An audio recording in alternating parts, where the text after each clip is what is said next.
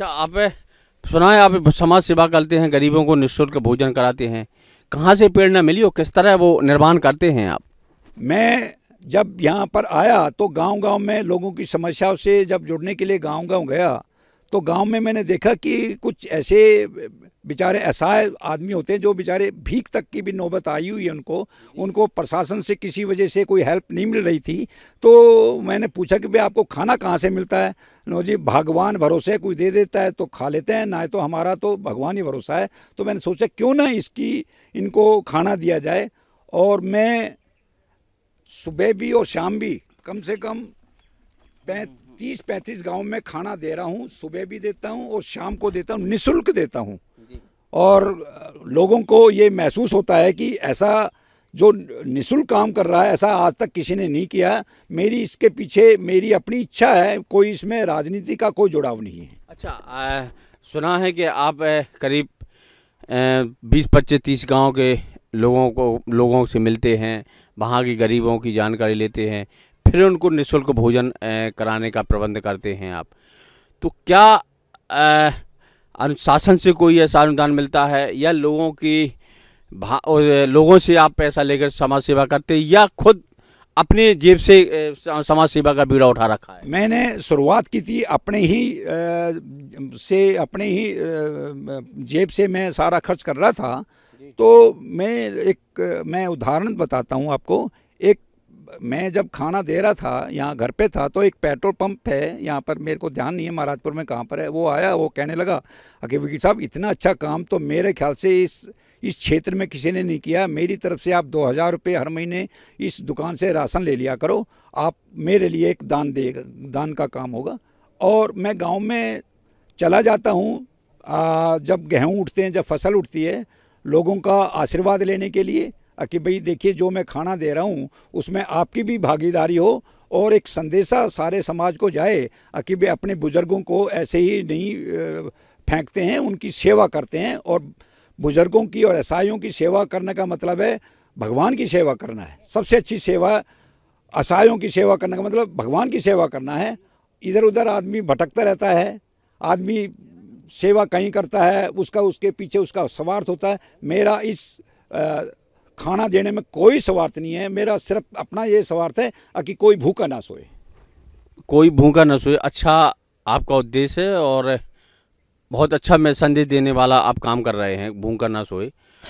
तो कहाँ से प्रेरणा मिली आपको? क्योंकि समाज सेवा लोग करते हैं, लेकिन बताते हैं कि भैया हमारा कोई स्वार्थ हो तो समाज सेवा करेंगे, एक केला बांटते हैं और फोटो सोशल मीडिया पे आ जाती है।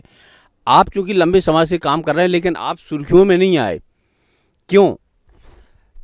मैं अपनी दिल्ली में वकालत करता था, और दिल्ली में मैंने उन एक्सीडेंट क्लेम की वकालत करता था। मैंने पाया कि जो बेचारा एक वकालत करने के लिए उसके पास पैसे नहीं है, वो क्लेम कैसे लेगा।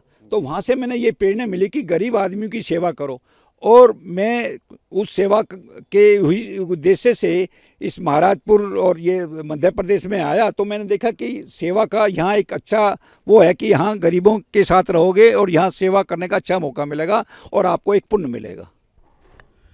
लोग कहते हैं कि आप यहाँ की नहीं हैं, बाहर की निवासी हैं, क्या पृष्ठभूमि है आपकी? देखिए, वैसे तो मेरा भी जन्म एक गांव में हुआ है, गांव वजीराबाद गुड़गांव में है, सेक्टर 52 में है। मैं भी एक किसान का बेटा हूं, और मैंने भी देखा है कि किसान बेचारा कैसे कैसे गुजारा करता है और कैसे कैसे मुश्किल का सामना करना पड़ता है। दिल्ली में आ गए, दिल्ली में वकालत की है, दिल्ली हाई कोर्ट के अंदर, और मैंने देखा है कि भाई गरीबों की सेवा करना ही एक सर्वोपरि सेवा है, और उसको सेवा को ध्यान में रखते हुए मैं मध्य प्रदेश में आ गया। क्या मध्य प्रदेश में कैसे शुरुआत की आपने सेवा की? यहाँ काफ़ी आपको स्ट्रगल करना पड़ा होगा, तब जाके सेटल हो पाए होगे, क्योंकि नया क्षेत्र था, लोग नए थे, आपका यहाँ शिफ्ट होना, एक बहुत संघर्ष किया होगा, तब जाके जगमाल सिंह यादव का नाम यहाँ स्थापित हो पाया। मैं यहाँ कुर्रा गांव में मेरा मेन उसमें ही मेरा घर है। जब मैं यहाँ आया तो यहाँ के लोग इकट्ठा होकर मेरे पास आए, कहने लगे यहाँ वकील साहब आप कुछ भला का काम कीजिए, समाज सेवा कीजिए, यहाँ एक हॉस्पिटल है आप उसको चालू करवाइए। मुझे ऐसे तो चालू नहीं होगा, मेरे साथ कलेक्टर ऑफिस में चलिए और साहब से मिलेंगे, तो उनसे हम आवेदन करेंगे, रिक्वेस्ट करेंगे। तो यहाँ लोगों ने मेरे को आवेदन के लिए मेरे साथ गए, तो मैंने अधिकारी साहब कलेक्टर साहब से कहा कि भाई ऐसे ऐसे हॉस्पिटल 3-4 सालों से नहीं बना हुआ है, उसमें चालू करवाइए, लोगों को भला होगा, आपको दुआ देंगे। तो कलेक्टर साहब ने सीधा कहा कि मेरे पास रुपए नहीं है, मैं नहीं कर सकता, मेरे पास रुपए नहीं है। मैंने कहा जी रुपए नहीं है तो रुपए कहाँ गए? उन्होंने मेरे पास रुपए है ही नहीं, मैं कहाँ से दूँ आपको? मुझे रुपए कहाँ चले गए? इसके नाम के हॉस्पिटल के नाम से रुपए आए थे, वो कहाँ से चले गए? बोला आप कौन होते हो मेरे से ये पूछने के लिए कि भाई ये रुपए कहाँ से चले गए? मुझे, मैं आपका मालिक हूँ। आप मालिक कैसे हो? मुझे सरकार को जनता टैक्स देती है और उस टैक्स से आप सरकार तनख्वाह देती है और उस तनख्वाह के एवज में आपको पब्लिक की सेवा करने के लिए मौका मिलता है। तो देने वाला कौन होता है? मालिक होता है। लेने वाला कौन होता है? नौकर होता है। तो आप तो जनता के सेवक हो, जनता के नौकर हो, तो आप इसकी चीज़ को देखिए। बोला नहीं, मेरी शिकायत कर दीजिए। मुझे, मैं तो सिर्फ हाथ जोड़ के आवेदन कर रहा हूँ, मैं कोई लड़ाई करने नहीं आया। मैं तो हाथ जोड़ के विनती है कि आप उस हॉस्पिटल का जो भी पैसा है उसको हॉस्पिटल को चालू करिए। लेकिन उन्होंने कहा नहीं, मेरी शिकायत कर दीजिए, कहीं भी शिकायत कर दीजिए, मैं देख लूँगा। मुझे, मैं लड़ाई करने नहीं आया, झगड़ा करने के लिए नहीं आया। आप झगड़ा मत कीजिए, आप उस हॉस्पिटल को चालू कर दीजिए। नहीं नहीं, मेरी कंप्लेंट कर दीजिए। जब उसने बार बार कहा श्रीमान जी मेरे को कंप्लेंट करनी आती है, कहाँ करनी है वो भी आती है, लेकिन मैं आपकी शिकायत नहीं करना चाहता, मैं लड़ाई नहीं करना चाहता। उन्होंने बार बार मेरे को उकसाया, श्रीमान जी मेरे को पता है आपकी शिकायत कहाँ होती है।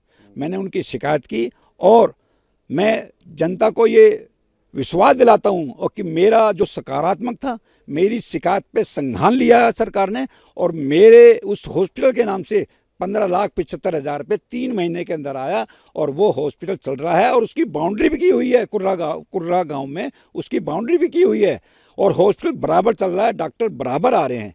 तो लोगों ने मेरे को पहचान की कि आप तो कलेक्टर से भी लड़ सकते हो, आप तो इतने समाज सेविक हो, तो आप क्यों ना इस क्षेत्र में और भी कुछ काम कीजिए। मुझे, मेरी कुछ, मैं राजनीतिक, ना तो मेरा कोई परिवार में राजनीति है, ना मैंने कभी राजनीति में, तो एक आम आदमी हूँ।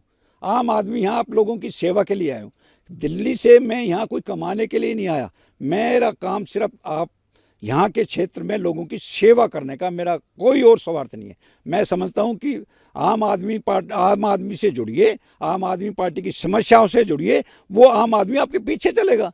तो लोगों ने मेरे को पहचान की, ये तो ऐसा समाज सेवक है, ये तो और भी काम कर सकता है। इसलिए मेरे अंदर ये प्रेरणा हुई कि क्यों ना ये आगे थोड़ा और समाज सेवा के लिए बढ़ा जाए।